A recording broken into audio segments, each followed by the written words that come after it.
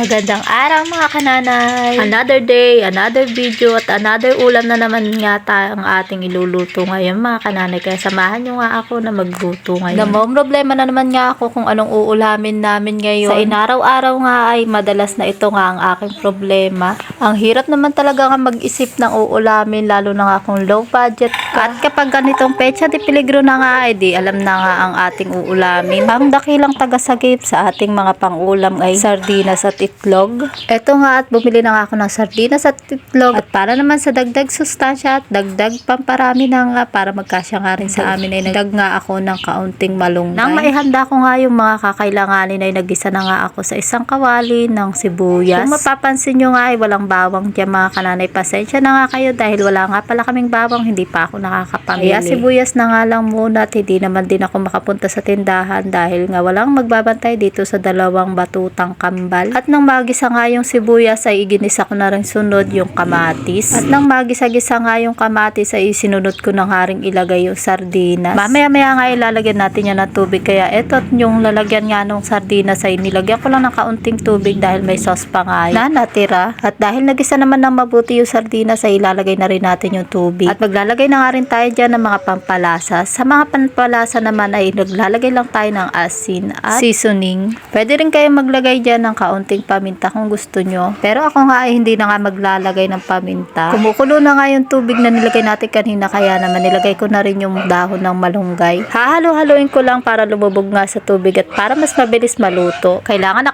ko nga rin magkakakain ng dahon ng malunggay para lumakas nga yung aking gatas. Dahil pakiramdam ko nga ay medyo mahina na rin at parang wala na nga rin halos makuha yung kambal. 3 buwan na nga lang at magdadalawang taon na yung kambal pero hindi pa rin sila malakas kumain kaya hindi ko pa nga rin talaga sila maawat. Naaawa nga rin akong awating kaagad kapag hindi pa nga malakas kumain ng bata. Lalo pa nga at medyo payat sila. Nagdagdag pala ako dyan kanina ng kaunting tubig dahil mukhang kukulangan nga yung ating tubig na nilagay. Dahil malapit naman na maluto yung ating dahon na malunggay ay nilagay ko na nga yung binating itlog. Napahinto pa nga ako sa paglalagay ng binating itlog dahil nga nag-iiyakan at nag-aawayan na naman nga itong magkambal na ito. Sigurado ko nga lang ay may pinag-aagawan at pinag-aawayan na naman yung dalawa na yan kaya ganyan. Ito na nga mga kananay at malapit-lapit na nga maluto itong isang itlog at sardinas na may dahon ng malunggay. O diba't sa napakababang halaga ay may pang-ulam ka lang napakasarap at hindi lang yun ay pasok na naman nga ito sa ating mga bulsa. Panigurado nga ako na magugustuhan nga ito ng aking mga batuta dahil napakasarap nga ng ating pagkakaluto at siyempre bagong-bago nga ito sa paningin nila. At ayan nga huling-huli sa camera to be continue talaga ang away nitong dalawa na ito. Araw-araw na nga lang at